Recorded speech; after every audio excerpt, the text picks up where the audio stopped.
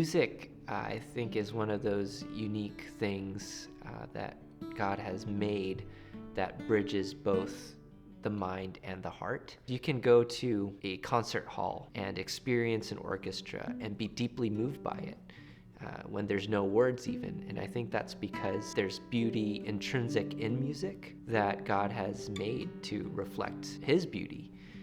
And so the unique thing about singing worship songs is that the beauty that's intrinsic in music is then also fused with the truth.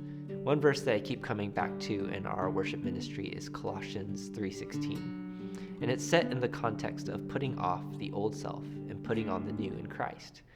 And one of the hallmarks of putting on the new is unity in the church.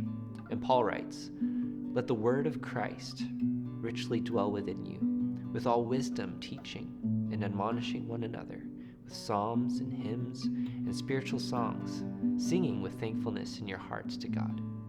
Singing songs is part of our discipleship journey in community.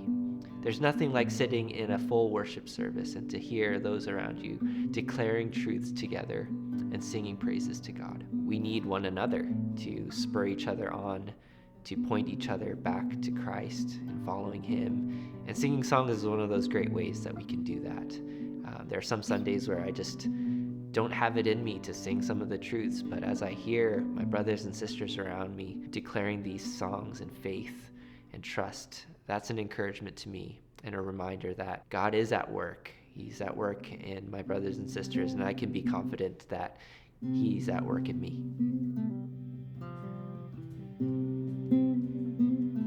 The primary way that we meet the spiritual needs at our church is through curating which songs we sing and providing a place for people to engage in worship. The Psalms show us that worshiping God involves a range of human emotion, from praise to lament, from longing to thanksgiving. And we desire that our church would be a place for people from all walks of life and in various seasons to engage with God. One recent highlight was the first worship and prayer night last year as the COVID restrictions started to ease. And I just remember the room buzzing with anticipation. And as we began to sing, people were just pouring out their hearts before the Lord. And even after we had finished the program, people stayed to pray with one another long after and continued to linger in God's presence, lifting one another.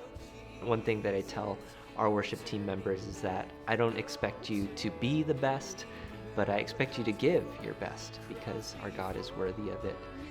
And we can have our music dialed in on Sunday. We could play all the right notes. But God is the one that can open up hearts to receive life and joy. And so our task as the worship team is, yes, to give our best, to do our best to the glory of God, but also recognize that we don't have the power to change hearts. And we rely on His Spirit to go before us and to do the work that only He can do.